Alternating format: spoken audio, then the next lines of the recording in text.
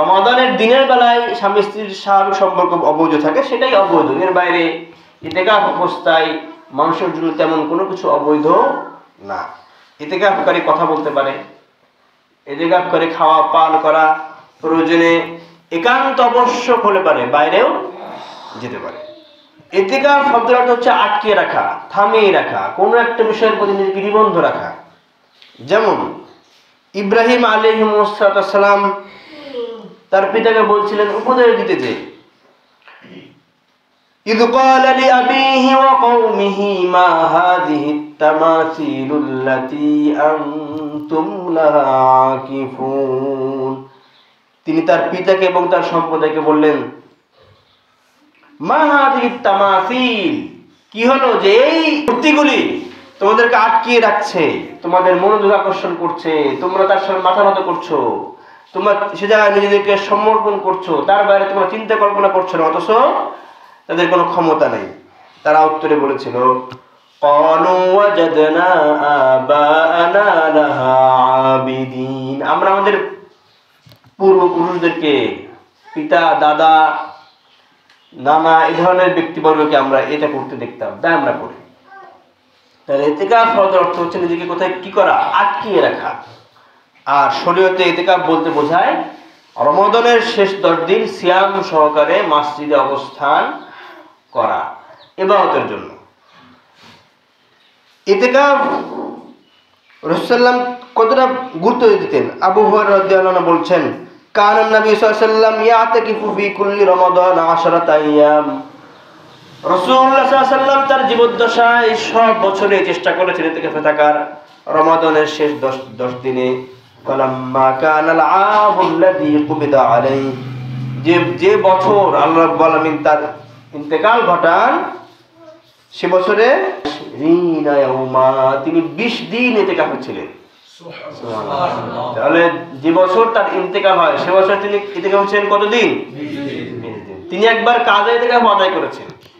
মসজিদে থাকা অবস্থায় দেখা গেল যে ব্যাপক মানুষের সমাগম ইতিকাফ কেন্দ্রিক হয়েছে, বিশেষত মেয়েদের উপস্থিতির কারণে। তখন তিনি ওই বছরে কার্যত ইতিকাফ ভেঙেছিলেন, পরবর্তীতে শাওয়াল মাসে ইতিকাফ করেছিলেন। তো তিনি কাজা ইতিকাফ আদায় করেছেন, একবার কারণবশত ভেঙে দিয়ে পরে আবার আদায় করেছেন। তিনি ইতিকাফে থাকতেন, এমন অবস্থায় তার স্ত্রীরাও মসজিদে নববীতে ইতিকাফে থেকেছে। ইতিকাফে থাকলে পরে কি হয়, রাসূলুল্লাহ সাল্লাল্লাহু আলাইহি ওয়াসাল্লাম বলছেন যে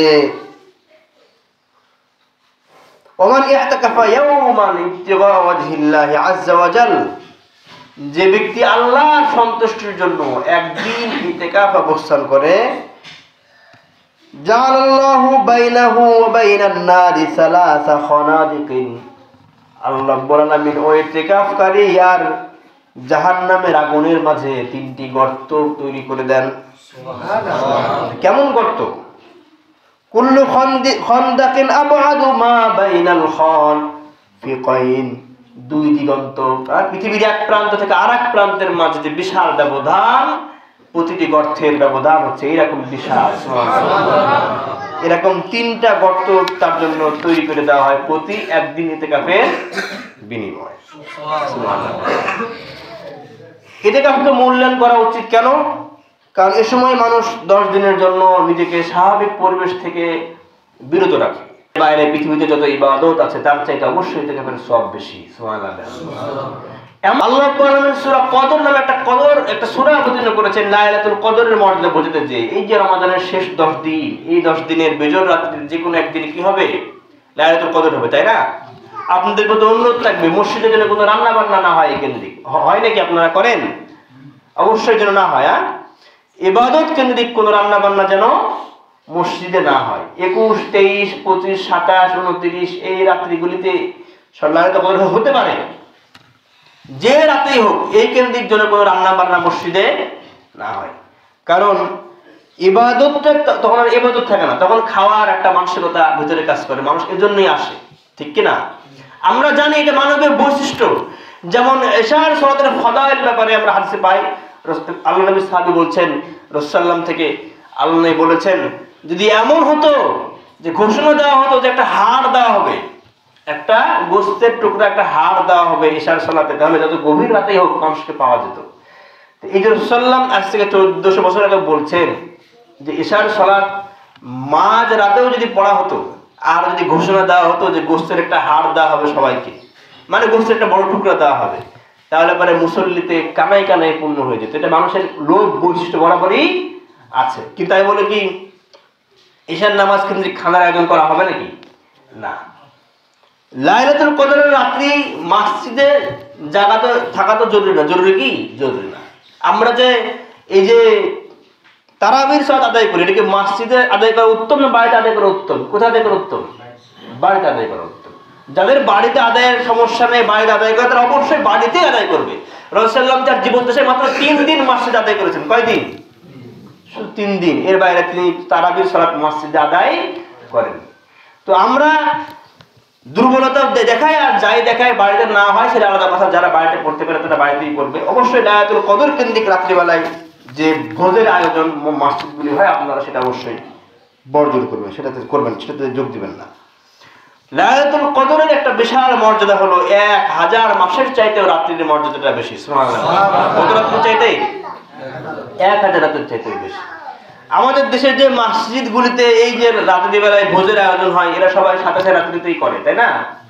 সবাই মনে করে যে হয়তো এটাই, যদি 27 রাত্রি হতো তাহলে রাসূলুল্লাহ তো অবশ্যই বলে দিতেন, তাই না? তাহলে পরে কয়েকটা বিষয় দাঁড়ায় যে রাসূলুল্লাহ সাল্লাল্লাহু আলাইহি ওয়াসাল্লাম যিনি ওহী গোপন করেননি, তিনি বলেছেন যে তোমরা বিজয় রাত্রিতে তালাশ করো, আর আমরা বলছি 27ই হবে। তাহলে পরে আমাদের বুঝ ভুল অথবা তার কথা ভুল, দুটোর একটা হবে, ঠিক কি না? হয় আমাদের বুঝ ভুল আর না হয় রাসূলুল্লাহ সাল্লাল্লাহু আলাইহি ওয়াসাল্লামের কথাটাই ভুল। তিনি বলেছেন বিজয় রাত্রিতে তালাশ করতে। অগণিত হাদিস এসেছে এই সংক্রান্ত। কোন হাদিসে 21 রাতের কথা এসেছে, কোন রাতে 23, কোন রাতে 25, কোনটাই 27, এরকম ভিন্ন ভিন্ন বর্ণনা এসেছে। 29 রাসূলুল্লাহ এই রাত্রির কয়েকটা বৈশিষ্ট্য বলেছেন। তার মাঝে একটা বলেছেন রাত্রিবেলায় কি হতে পারে? বৃষ্টি হতে পারে। হাদিসের বর্ণনা যে রাত্রিবেলায় বৃষ্টি হওয়াটা ওই রাত্রি কদর রাত্রি হওয়ার একটা আলামত বিজয় রাত্রিতে। সাধারণত অন্য দিনে সূর্য উঠে যেভাবে, লাইলাতুল কদরের পরের রাত্রিতে পরের দিন সূর্য কিরণ কম থাকে, এটা একটা লাইলাতুল কদরের আলামত। মানে সাধারণত প্রতিদিন আপনি সকালবেলায় যেভাবে সূর্যের একটা আলো দেখতে পান, লাইলাতুল কদরের পরের দিন সকালবেলায় তার চাইতে তুলনামূলক মনে হবে সূর্যের জ্যোতিটা কম। এটা একটা আলামত।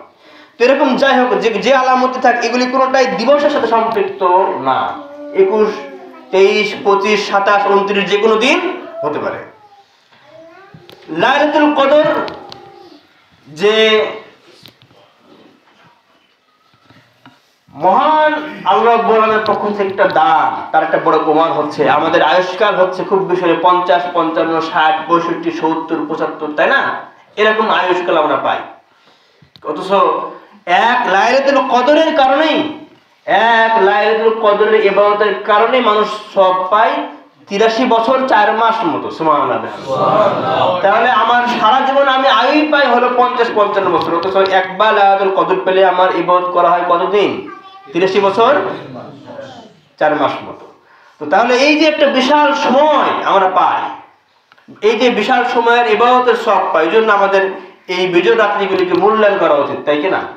আপনি সম্পূর্ণ রাত্রিতে জাগতে পারছেন না, সেটা তো সমস্যা না। হতে পারে আপনি 2 ঘন্টা ঘুমাইছেন, ঘুমাতে পারেন, দোয়া পড়েই ঘুমান। বাড়িতে ইবাদত করেন, না হয় মসজিদে করেন।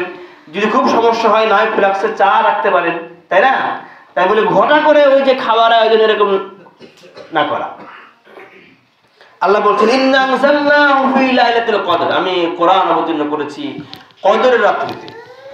ওয়া মা আদরাকা মা লাইলাতুল কদর, আল্লাহ বলছেন আপনার কি ধারণা আছে লাইলাতুল কদর কি? লাইলাতুল কদরি খায়রুম মিন আলফি শাহর, লাইলাতুল কদরটা হচ্ছে 1000 মাসের চাইতে উত্তম। সুবহানাল্লাহ।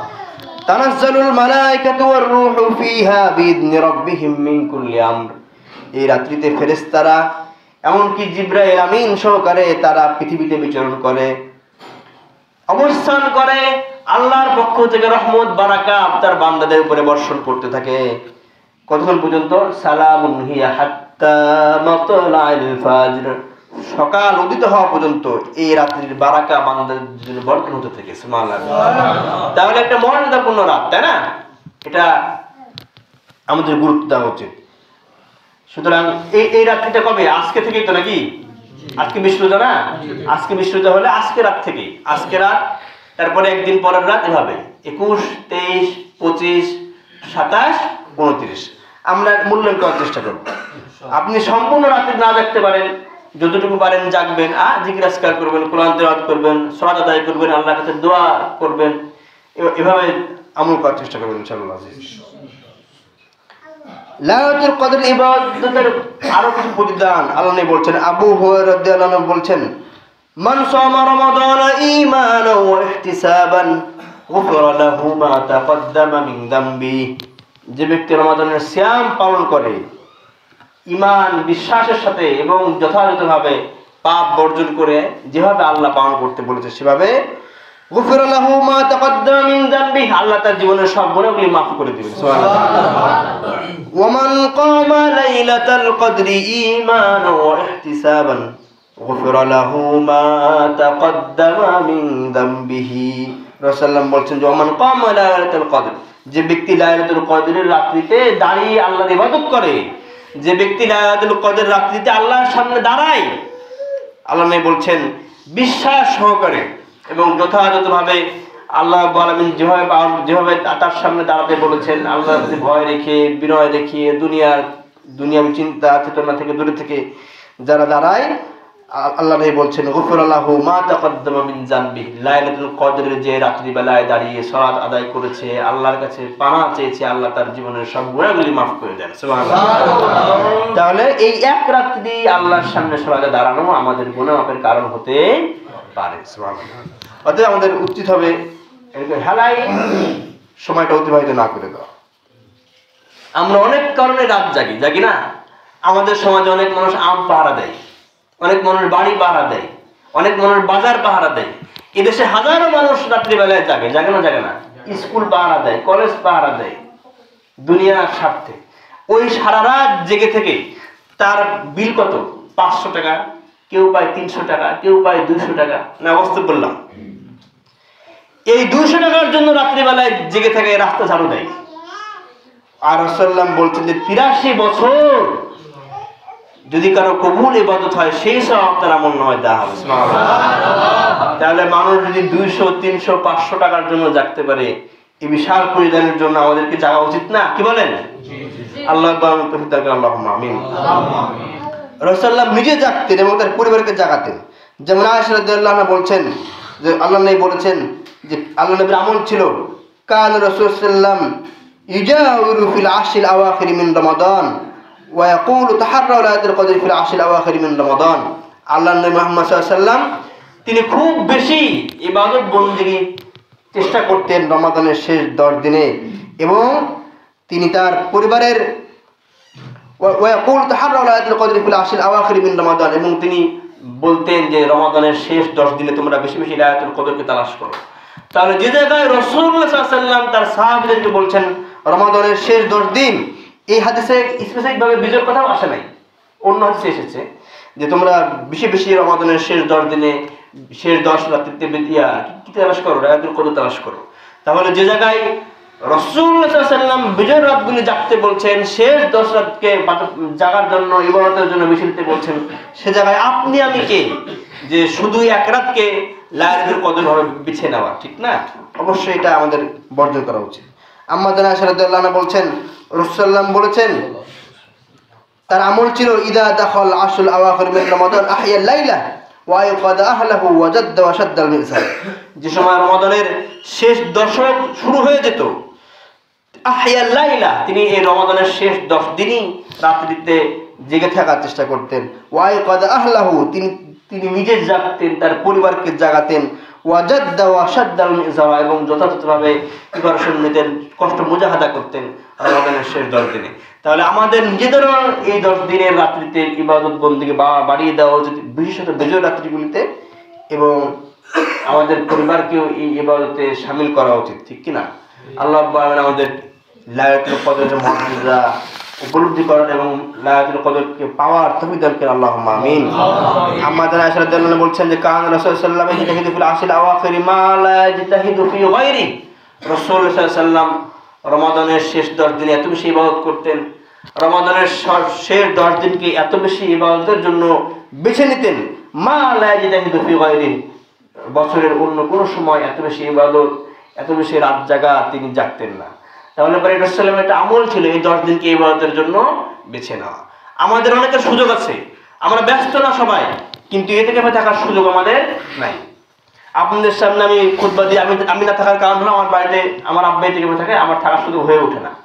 আমি থাকতে চাই, পারিপার্শ্বিক কারণে হয়ে ওঠে না। আপনারা যারা সুযোগ আছে, ফিরে আছেন, আপনারা ইতিকাফে থাকবেন। আপনারা কারা কারা ইতিকাফে নিয়াত করেছেন এবার? কয়জন আছেন? একজন। আর ইমানটা কি? যে রাসূলুল্লাহর কথা শুনলে, কোরআনের আয়াত শুনলে পারে সেটা বেড়ে যাবে, বিশ্বাস জন্ম হবে, এটাই তো ঈমান। কি বলেন? রাসূল সাল্লাল্লাহু আলাইহি ওয়াসাল্লাম জিহাদের ময়দানে কথা বলেছেন, জিহাদের ফাদাইল বর্ণনা করেছেন, শহীদের মর্যাদা বর্ণনা করেছেন।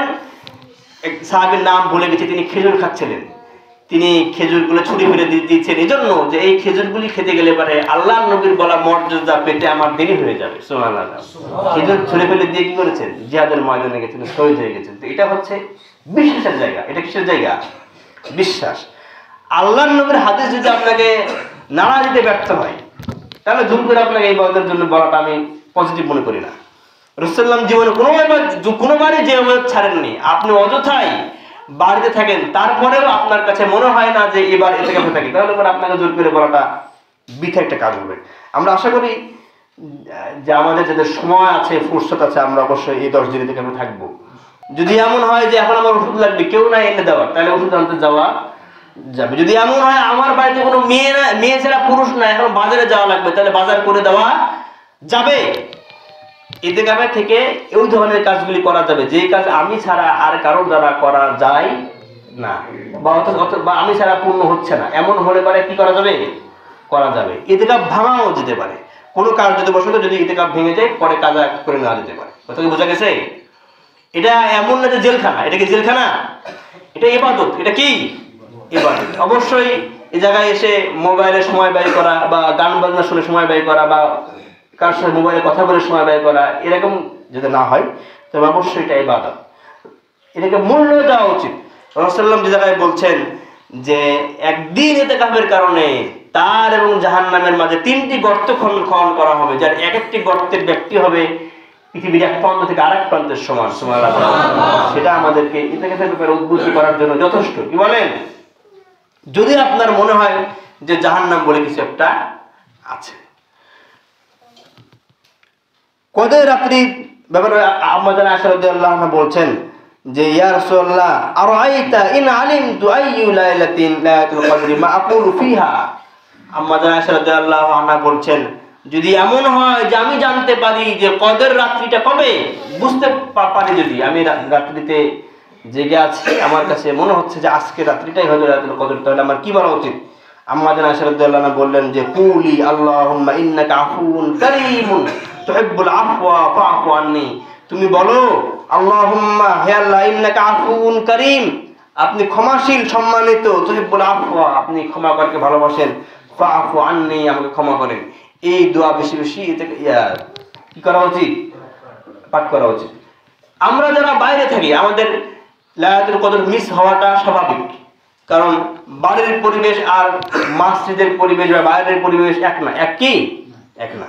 বাড়িতে আপনার কাজ বেঁধে যেতে পারে, বাড়িতে গেলেন, খাওয়া দাওয়া করার পর ঘুম আসতে পারে, বাড়িতে ছেলের সমস্যা, মেয়ের সমস্যা, স্ত্রীর সমস্যা, আপনার শরীরে ক্লান্তি আসতে পারে, কিন্তু মসজিদের পরিবেশটা তুলনামূলক বাড়ি থেকে কিছুটা হলেও আলাদা, ঠিক কিনা?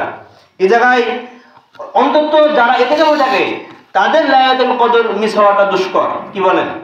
তারা আশা করা যায় যে লাইলাতুল কদরের ফজিলত পায়। তো আমরা যারা বাড়িতে থাকি তাদের ব্যাপারে আশা করা যায় না। আর যারা বনভোজনের আয়োজন করে তারা তো হতভাগা। অবশ্যই এই ধরনের খাওয়ার আয়োজন করা যাবে না, খাওয়ার আয়োজনে শরীক হওয়া যাবে না। খাওয়ার জন্য অনেক সময় আছে কি না? নাই। এই যে ইফতারিতেও তো খাওয়ার আয়োজন এখন বর্তমানে হচ্ছে না।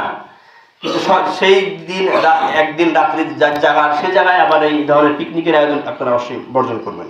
দান বিষয়, রমাদান মাসে বেশি বেশি দান আমাদের করা উচিত। আমরা দানের ব্যাপারে বেশি গুরুত্ব দিব। বিশেষত আমরা অনেকে জানি যে জাকাত দেয় রমাদান মাসে, ঠিক কিনা? অনেকে জাকাত দিয়ে থাকে।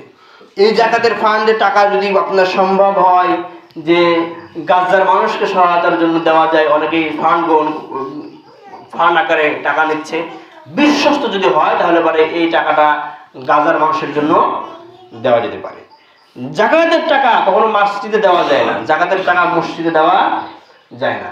জাকাতের টাকা মসজিদের ব্যয় নির্বাহের জন্য ব্যয় হবে না। আবার একই রকম ফিতরার টাকা আমরা অনেকে ফিতরা দিব।